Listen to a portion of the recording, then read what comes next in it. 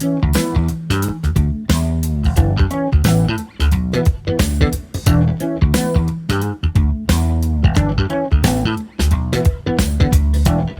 aí, rapaziada, tudo certo com vocês? Espero que você esteja animado para mais uma aula master. A gente vai aqui, então, falar hoje de glicogênese, que é a formação da nossa reserva de glicogênio. Vamos lá! Então, pessoal, hoje a gente vai estar falando aqui do armazenamento de energia por meio da glicose, ou seja, por meio de carboidrato, a nossa reserva energética de carboidratos, que é o glicogênio. Então, a gente vai falar de glicogenólise. Vamos lá para a lousa que a gente vai estar explicando para vocês como é que funciona. Então, a gente tem que pensar o quê? Onde vai acontecer a glicogênese, ou seja, quais são os tecidos responsáveis por esse processo metabólico, quando que isso vai acontecer e também aqui vamos adicionar qual o hormônio, o principal hormônio que vai estar estimulando o processo de glicogênese nesses tecidos. Então, onde que isso acontece? A glicogênese ela acontece tanto lá nos miócitos, ou seja, no nosso tecido muscular, também nos nossos hepatócitos, ou seja, no nosso tecido do fígado, certo? O tecido hepático. E aí a gente tem um limite, um certo limite para armazenamento de energia por meio de carboidratos, ou seja, por meio do glicogênio, sendo que esse limite seria ali, em média, de 300 a 400 gramas de glicogênio nos miócitos e aproximadamente lá uns 100 gramas de glicogênio hepático. E aí a gente vai falar quando que isso acontece. Isso acontece, então, no estado alimentado, ou seja, a gente vai armazenar energia, vai guardar energia quando a gente se alimenta, né? Então, vai acontecer no estado alimentado.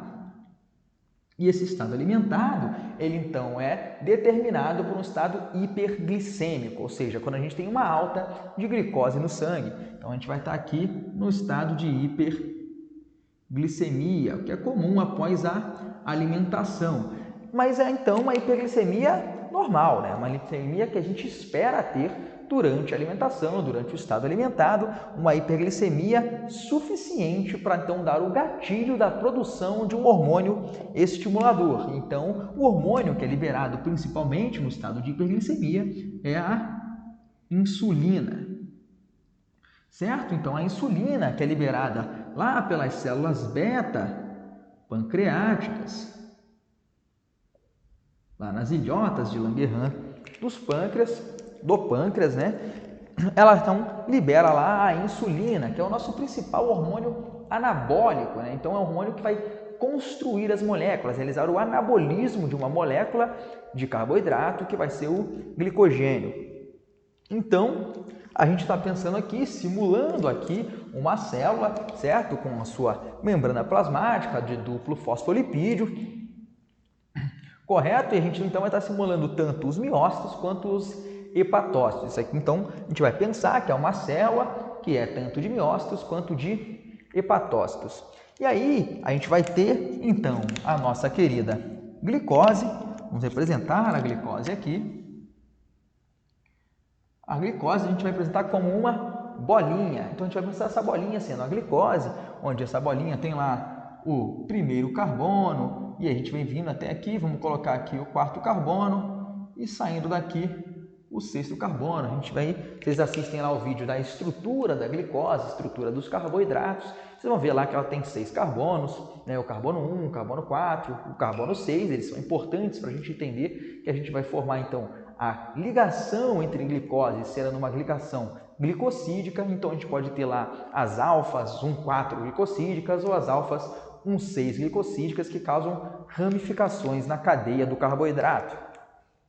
Beleza, então a gente tem essa glicose que ela vai ser então transportada. A gente sabe então que a glicose ela é hidrossolúvel, então ela é sempre transportada através de um transportador, e a gente sabe que o transportador de glicose é o glúteo, isso mesmo. Então a gente tem aqui os nossos glúteos, e aí o glúteo depende de tecido para tecido, né? E aí a gente sabe então que se a gente estiver falando dos hepatócitos, a gente vai estar falando do glúteo 2, e se a gente estiver falando aqui dos nossos miócitos, a gente vai ter então o GLUT4, e o GLUT4 é fundamental porque ele depende lá da insulina. Então a gente só vai ter a presença do GLUT4 na membrana do miócito se a gente tiver então a liberação de insulina. Então a gente vai pensar que a gente tem agora a nossa glicose, representada aqui pela nossa bolinha, correto? Dentro da célula. E a gente falou então que o GLUT, ele, por transportar glicose, ele transporta tanto para dentro da célula do citoplasma quanto para fora do citoplasma. Então a gente precisa sim transformar essa glicose em uma outra molécula que não tenha mais então essa afinidade pelo GLUT e ela possa seguir o seu rumo dentro da célula para o seu processo metabólico desejado. No caso de hoje, a glicogênese. Então, eu falei para vocês, na aula de glicólise, por exemplo, estou sempre repetindo que quando a glicose entra na célula, ela é convertida em uma outra molécula, certo? Então, ela é convertida numa molécula também de glicose, a gente repete a nossa bolinha, só que agora com um grupamento fosfato, sendo que esse fosfato ele entraria então lá no sexto carbono, formando o que a gente chama de glicose 6-fosfato. Então, a gente tem lá a glicose 6-fosfato, beleza? A partir daí, e aqui também seria uma outra glicose 6-fosfato, a gente vai começar a representar apenas a partir de uma única bolinha, já que o processo é igual tanto no fígado quanto no tecido muscular. A gente só representou aqui duas vezes para diferenciar os glúteos. Perfeito. Então, a gente tem a glicose 6-fosfato e a gente sabe que a glicose 6-fosfato ela pode seguir o caminho tanto, por exemplo, da glicólise, sendo convertida lá em frutose 6-fosfato, para depois virar lá o piruvato no final, a glicólise, vocês assistam o vídeo de glicólise, vocês vão ver como funciona, ou então ela também pode seguir um caminho aqui para a via das pentoses fosfato também, vocês podem assistir o vídeo das pentoses fosfato e verem como acontece. Mas hoje a gente está falando de glicogênese, então a gente vai falar da conversão da glicose 6-fosfato em uma outra molécula responsável pela glicogênese. Antes disso, a gente vai colocar então aqui a enzima que era responsável pela adição de um fosfato na glicose, convertendo para a glicose 6-fosfato, que é, de fato, então uma quinase, já que a gente tem uma transferência de fosfato, e a gente sabia lá que se a gente estivesse falando dos músculos, a gente fala de exoquinase. E se a gente estiver falando especificamente aqui no tecido hepático, a gente coloca lá a glicoquinase. Perfeito.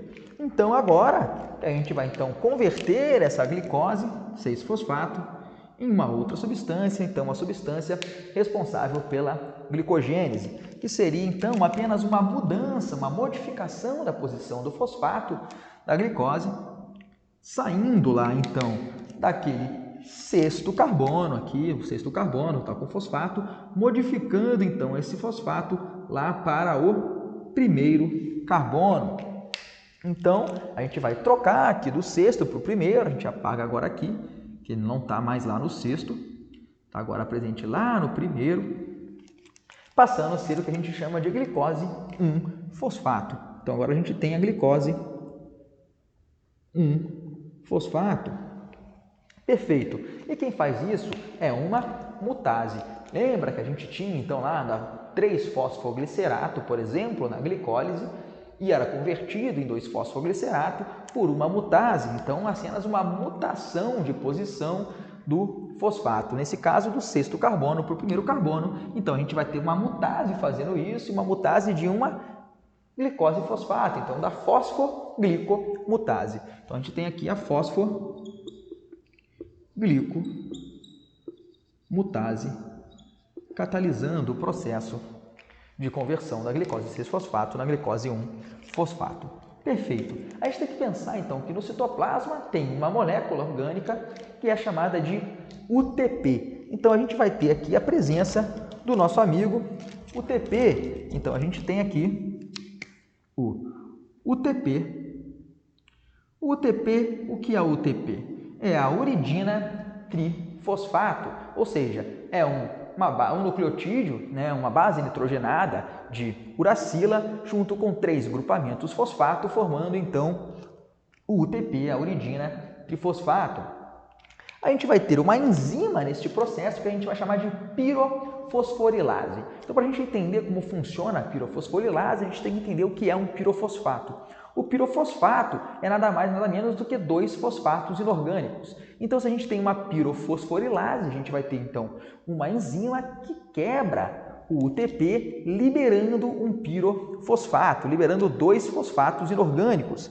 Então, se tiver aqui uma ação de uma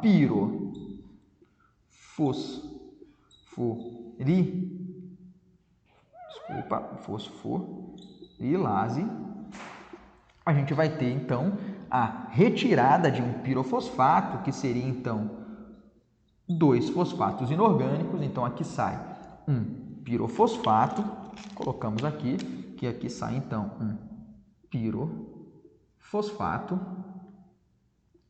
E resta para a gente o que? O que a gente chama de UMP. Então, se a uridina trifosfato tinham 3 fosfatos, ela perdeu 2 fosfatos, ou seja, perdeu um pirofosfato, ela passou a ter apenas um fosfato. Então, deixou de ser trifosfato e passou a ser monofosfato. Então, a gente tem agora lá a nossa uridina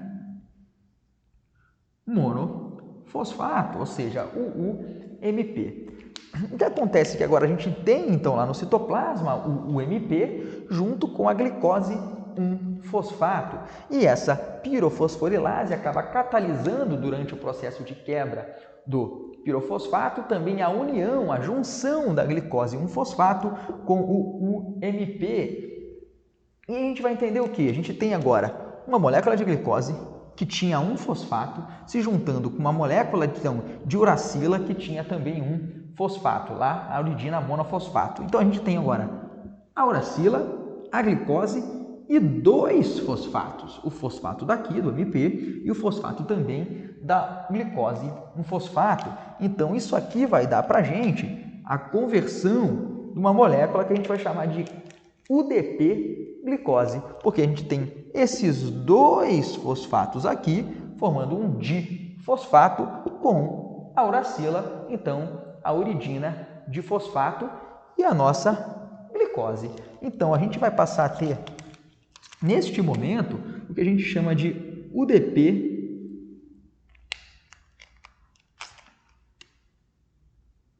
glicose. Perfeito? Então a gente tinha lá e a gente representa aqui nas nossas formas de bolinha que facilita o nosso entendimento esquemático, tendo aí a glicose ligada lá no UDP. Perfeito. Então, o que acontece agora? O UDP, glicose, ele vai ser o que a gente vai começar a adicionar no nosso bloco inicial de glicogênio. Por quê? No citoplasma, a partir da síntese proteica, a gente produz uma proteína que é o bloco inicial do glicogênio, que é a glicogenina. Então, a gente vai ter aqui o nosso querida glicogenina. Então, a gente tem a glicogenina, que é formada por aminoácidos, é uma proteína. Um desses aminoácidos é o aminoácido tirosina, que é um aminoácido que contém um grupamento hidroxila. Então, o que acontece é que a glicose ela tem a capacidade de realizar um processo que a gente chama de autoglicolização, ou seja, é uma reação que não depende de uma enzima para ser catalisada, ou seja, ela vai acontecer porque a própria glicose, junto com a glicogenina, consegue então catalisar e realizar esse processo fazendo a autoglicolização, que é um dos problemas que a gente tem, por exemplo, lá no diabetes, no excesso de glicose no sangue, porque a autoglicolização pode levar à glicolização do LDL, levando lá uma possível formação de placa de ateroma. E aí é um assunto para um outro vídeo, mas a gente vai falar aqui então da autoglicolização entre o UDP-glicose e a glicogenina a partir lá daquela hidroxila da tirosina. Então, a partir daqui a gente vai ter então essa autoglicolização. Então a gente simboliza que aqui a gente tem uma autoglicolização Perfeito. E essa autoglicolização acontece quantas vezes? É infinitas vezes? Não. A gente vai ter um limite de 3 moléculas de UDP-glicose se ligando à glicogenina por autoglicolização. Então, a gente tem só o quê? Isso acontecendo durante 3 vezes. E a gente passa a ter o que aqui? A glicogenina. Perfeito? Que tinha lá a sua hidroxila, que vinha do aminoácido tirosina. E a gente, nesse momento, essa ligação faz com que a gente adicione as moléculas aqui, que eu falei, 3 vezes de glicose, e nesse processo há a liberação do UDP. Então, aqui começa a sair a cada glicolização o UDP.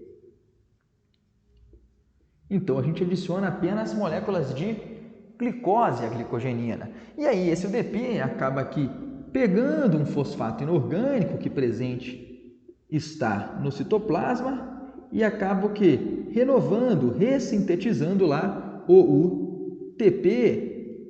E é esse UTP que a gente tem permanecendo no citoplasma que reage lá com novas moléculas de glicose 1-fosfato, formando novas moléculas de glicose de UDP-glicose. Então, o que acontece? A gente viu que a gente formou já aqui inicialmente uma pequena molécula de carboidrato, ou seja, uma pequena molécula composta por glicoses, que é aqui a glicogenina com 3 glicoses. Todas essas glicoses fazem ligações entre os carbonos 1 e o carbono 4. Então, a gente forma aqui apenas ligações alfa, porque se a gente está falando de alfas-glicoses, que são as glicoses que a gente absorve no nosso processo de digestão, as ligações alfa 1, 4 glicosídicas. Lembrando que a ligação entre a hidroxila tirosina com a primeira glicose não é uma ligação glicosídica, apenas as ligações entre as glicoses. Perfeito. Aí agora a gente vai ter a principal enzima, a enzima marcapasso, a enzima que vai catalisar o processo de formação do glicogênio, que é a glicogênio sintase. Então a gente tem aqui um jovem amigo que está aqui felizão, porque está cheio de glicosezinha ali, com a glicogenina, para ele atuar. E esse aqui é o nosso querido amigo glicogênio sintase, certo? E o glicogênio sintase, o que ele faz? Ele tem a capacidade de ficar buscando aqui, então, a UDP-glicose que a gente tem, então estamos aqui formando UDP-glicose o tempo inteiro, então a gente tem aqui a UDP-glicose,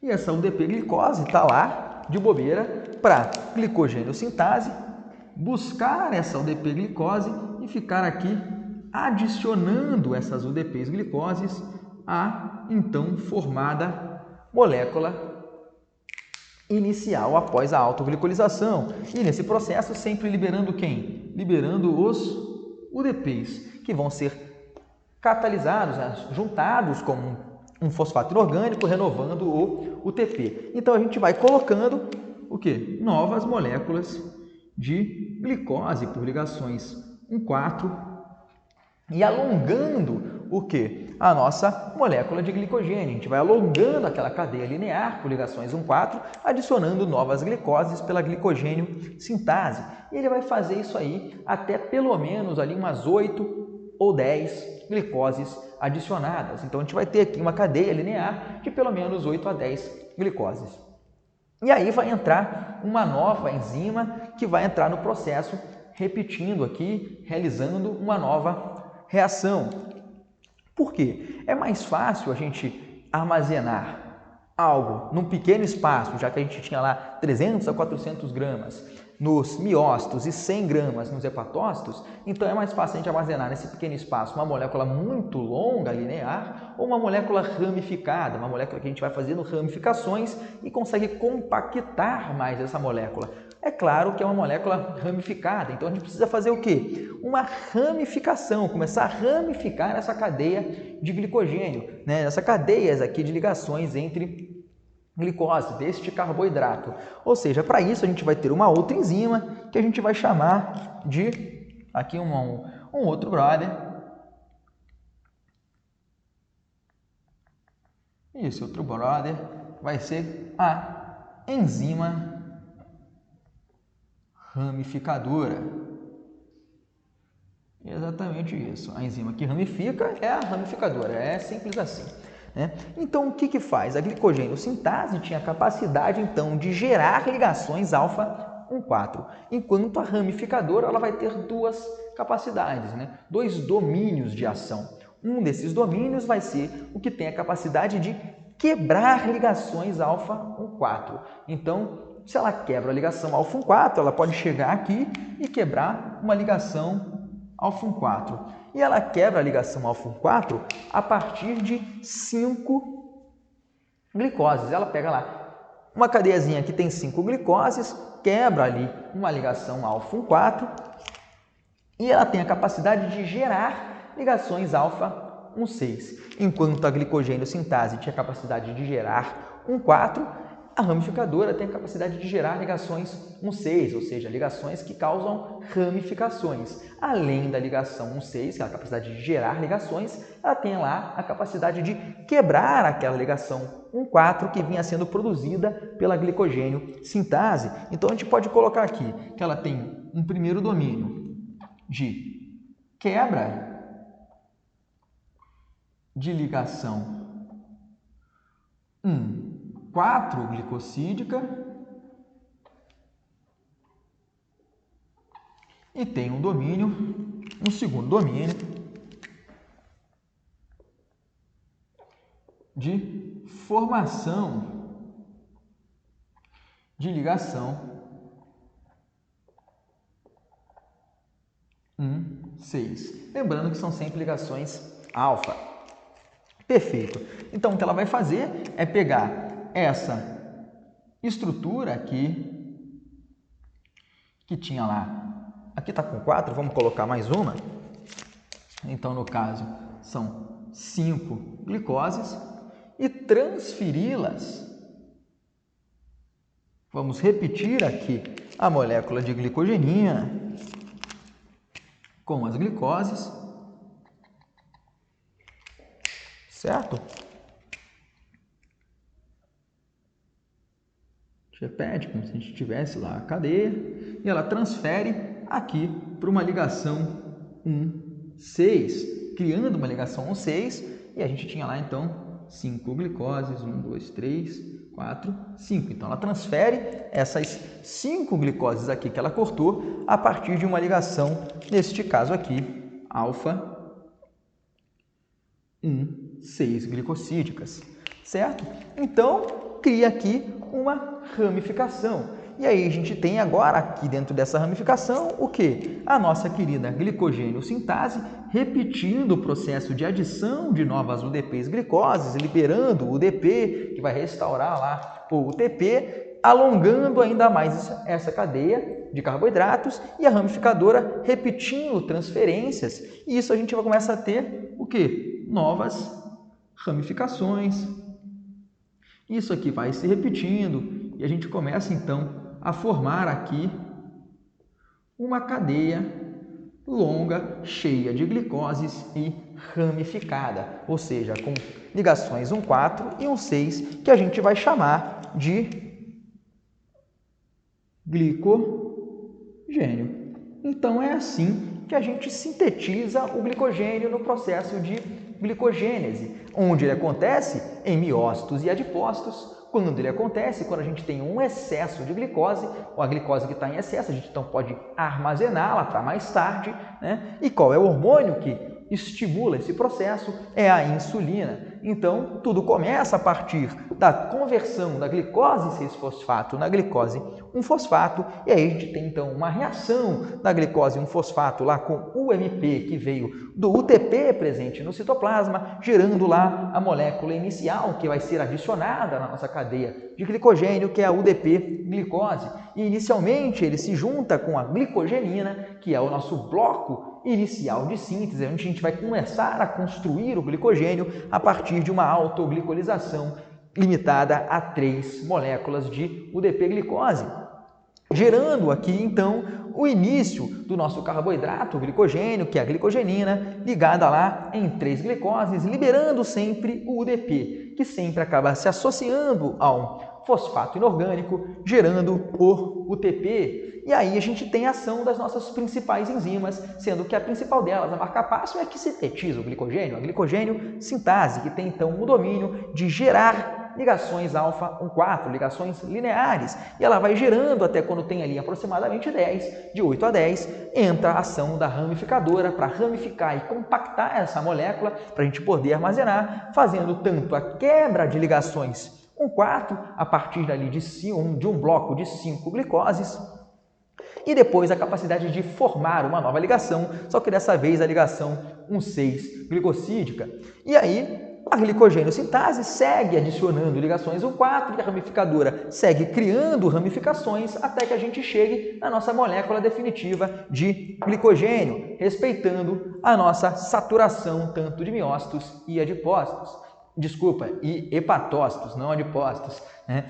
Então, de hepatócitos, terminando aqui a glicogênese, criando o glicogênio para a gente utilizar quando necessário. Agradeço a sua atenção. É isso aí, aluno. Terminamos mais um vídeo. Espero que você tenha gostado de aprender aqui com a gente a glicogênese. Se você gostou, deixa aqui o seu comentário aqui embaixo, a sua avaliação. Qualquer coisa também deixe uma dúvida que a gente vai estar tentando te ajudar. E muito obrigado e te espero no próximo vídeo.